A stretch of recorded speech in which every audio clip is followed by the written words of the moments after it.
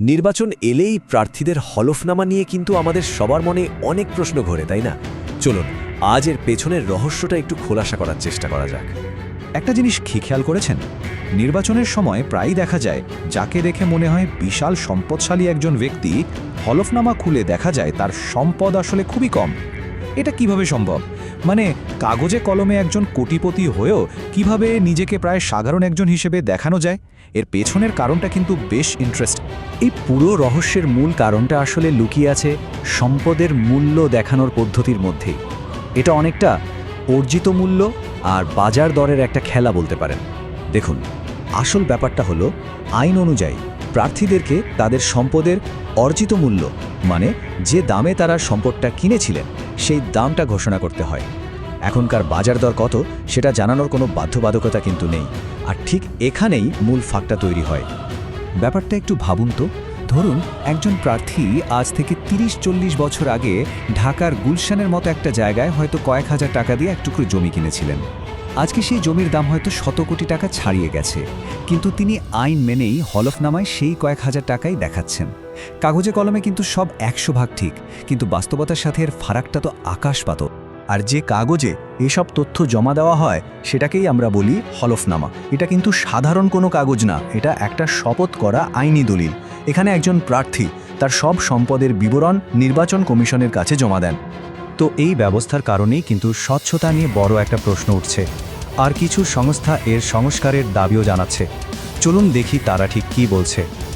সুশাসনের জন্য নাগরিক মানে সুজন আর টিআইবির মতো বড় বড় সংগঠনগুলো অনেকদিন ধরেই একটা দাবি করে আসছে। তারা বলছে হলফনামায় সম্পদের বর্তমান বাজার মূল্য উল্লেখ করাটা বাধ্যতামূলক করা হোক। তাদের যুক্তিটা খুব পরিষ্কার, এর ফলে ভোটাররা তাদের প্রার্থীর আসল আর্থিক অবস্থা সম্পর্কে একটা স্বচ্ছ ধারণা পাবেন। আর এটাই তো নির্বাচনী জবাবদিহিতার জন্য সবচেয়ে জরুরি, তাই না?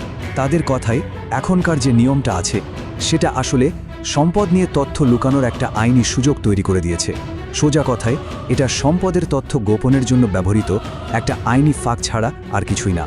তবে সবচেয়ে মজার ব্যাপার কি জানেন? এই সব তথ্য কিন্তু মোটেও গোপন কিছু না।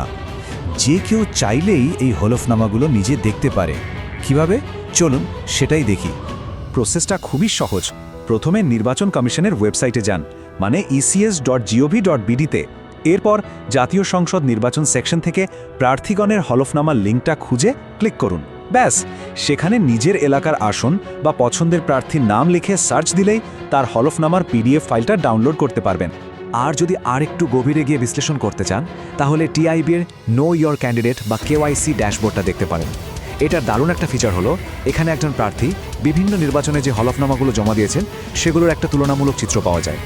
ফলে খুব সহজেই বোঝা যায় সময়ের সাথে সাথে তার সম্পদের পরিমাণ বেড়েছে নাকি কমেছে। আচ্ছা, এখন একটা প্রশ্ন আসতেই পারে, যদি কেউ এই হলফনামায় ভুল বা মিথ্যা তথ্য দেয় তাহলে কি হবে? আইন কি বলে? এর জন্য কি কোনো শাস্তির ব্যবস্থা আছে? হ্যাঁ, অবশ্যই ব্যবস্থা আছে, এবং সেটা বেশ কঠোর। আমাদের গণপ্রতিনিধিত্ব আদেশ বা আরপিও ১৯৭২ অনুযায়ী হলফনামায় মিথ্যা তথ্য দেওয়াটা একটা শাস্তিযোগ্য অপরাধ। ভাবুন একবার, যদি প্রমাণ হয়ে যায় যে কোনো প্রার্থী তথ্য লুকিয়েছেন বা ভুল দিয়েছেন, তাহলে রিটার্নিং কর্মকর্তার সাথে সাথেই তার প্রার্থিতা বাতিল করতে পারেন। শুধু তাই নয়, যদি তিনি নির্বাচিত হয়ে যান তাহলেও উচ্চ আদালত তার সেই পদ বাতিল করে দিতে পারে। এমনকি ভবিষ্যতে নির্বাচনে অংশ নেওয়ার যোগ্যতাও হারাতে পারেন তিনি। এবং এখানেই শেষ না, এর সাথে রয়েছে ফৌজদারি মামলার ঝুঁকি, যেখানে সর্বোচ্চ ২ বছর পর্যন্ত কারাদণ্ডও হতে পারে। তাহলে ব্যাপারটা কি দাঁড়ালো? দেখুন, একদিকে যেমন সম্পদের আসল মূল্য না দেখানোর একটা আইনি সুযোগ রয়েছে, ঠিক তেমনই আবার ভুল তথ্য দিলে আছে কঠোর শাস্তির বিধান। আর সবচেয়ে বড় কথা, সব তথ্যই কিন্তু আমাদের সবার জন্য উন্মুক্ত।